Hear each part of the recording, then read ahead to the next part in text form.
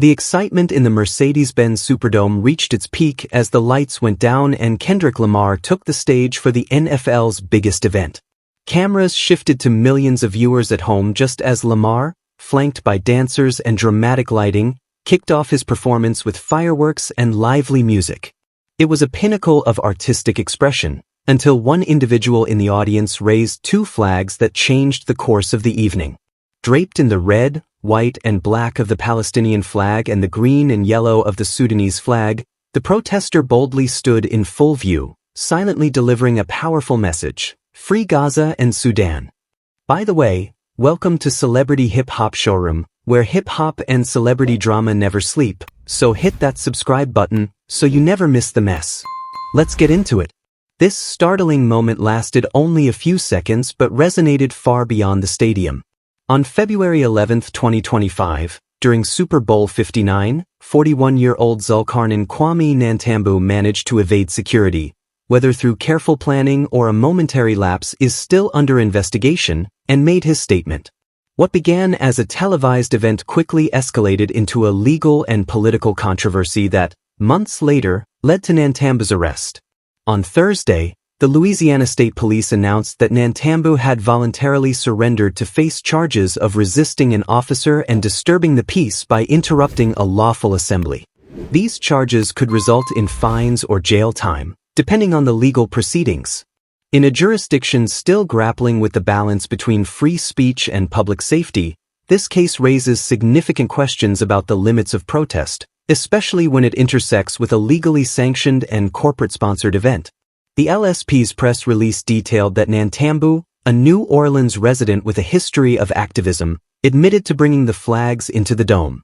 Police noted that he was listed as part of the NFL's participant roster, allegedly hired to assist with logistical aspects of the halftime show. However, there was no permission in those agreements for him to stage a political demonstration. By unveiling the banners during the performance, he crossed an unspoken line. Security quickly intervened, removed him from the venue, and the broadcast returned to Lamar's performance as if nothing had happened. Nevertheless, viewers at home witnessed everything. The league responded swiftly and decisively. In a statement released to TMZ Sports and widely circulated by various sports and news outlets, the NFL praised the Louisiana State Police for their diligence and professionalism regarding the incident and emphasized that any attempt to disrupt an NFL game would face full legal repercussions. The league underscored that the halftime show is a vital part of the game experience, and any unauthorized protests threaten both safety and sponsorship agreements. For Nantambu, the performance was not merely about football or sponsorships. It represented a continuation of his long-term activism for marginalized communities. He sought to leverage the global spotlight of the Super Bowl to bring attention to issues he believes are ignored by mainstream media and political institutions. His goal was to raise awareness about the humanitarian crises in Gaza and Sudan, where violence and displacement have led to thousands of deaths and millions of people being uprooted from their homes. By surrendering to the authorities, Nantambu demonstrated that his protest was purposeful and not just a publicity stunt. He acknowledged the legal risks he faced and was prepared to address them in court.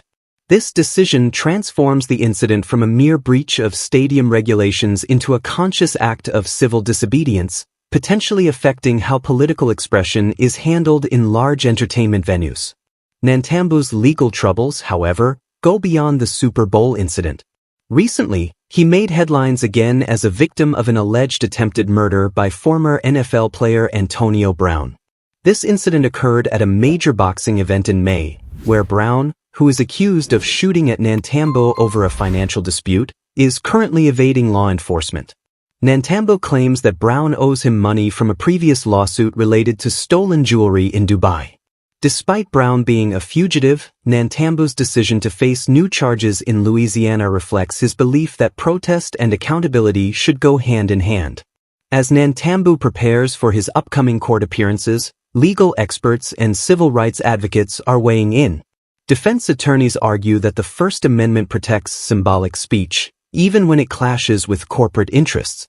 They assert that Nantambu's peaceful demonstration should be regarded as a form of protected political expression rather than simply a disruptive act. Conversely, prosecutors contend that the Super Bowl is a private event with specific rules, and attendees implicitly agree to abide by them. The central issue for the courts will be whether the right to protest can take precedence over contractual and safety considerations in such a unique setting. Fans of Kendrick Lamar have largely refrained from directly associating him with the protest. Although Lamar frequently addresses social and political issues in his music, covering topics from police violence to identity struggles, he has not publicly commented on the incident. Instead, his team worked with the NFL to redirect focus back to the performance, ensuring the show's integrity remained intact. Analysts suggest that Lamar's silence may be a strategic move to maintain his broad appeal and avoid geopolitical controversies. This situation has sparked broader conversations in the sports and entertainment sectors. Should halftime shows and other major live events completely eliminate political expression, or is there a way to balance corporate sponsorship with meaningful engagement on pressing global issues?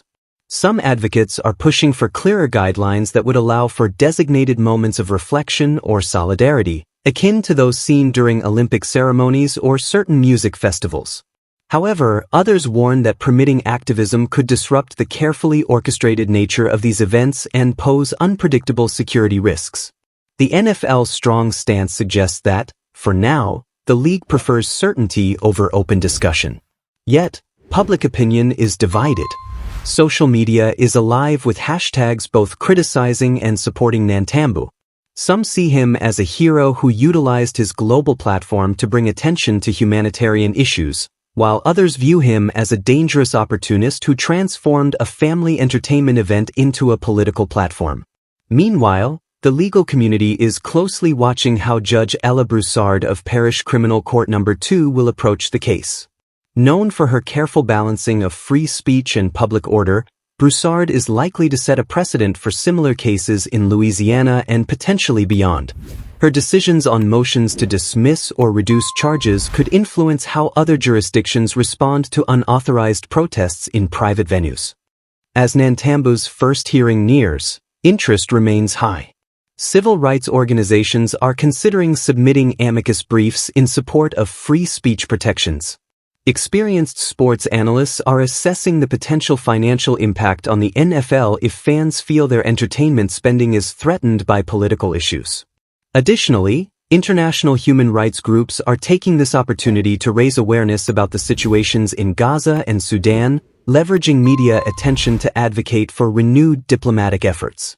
For Nantambu, the future is uncertain.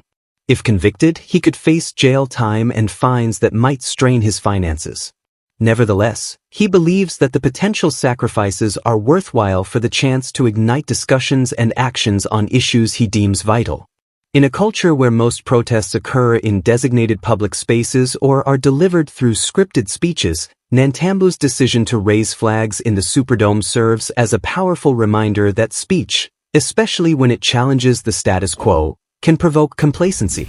The incident that occurred during the Super Bowl halftime show has become a notable example of the evolving relationship between entertainment, corporate interests, and political expression.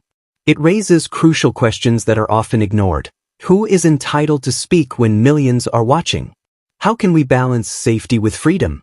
And what are we willing to sacrifice for a moment of global attention? Regardless of the legal outcome, Zul-Qarnain Kwame Nantambu's protest has already succeeded in highlighting the voices of people from Gaza and Sudan. It has ignited conversations in courtrooms and on social media. Furthermore, it has placed the NFL and Kendrick Lamar, figures of modern entertainment, at the intersection of entertainment and activism.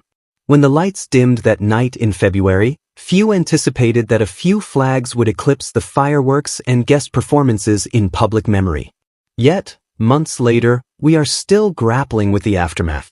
Nantambu's arrest marks a new chapter in a story that began not with a microphone, but with a quiet stand, a stand that challenged the notion that the world's biggest stages should be devoid of political messages. The conversation continues in courts, homes, and online platforms. Whether Nantambu's legal outcome is determined by a judge's ruling or swayed by a collective moral appeal, one thing is clear: His moment in the spotlight during the Super Bowl has left a lasting impression on the ongoing dialogue about the intersection of art, power, and protest. I'd love to hear your thoughts on this situation, so please share your opinions in the comments. Also, don't forget to like, subscribe, and turn on notifications to stay updated on this story.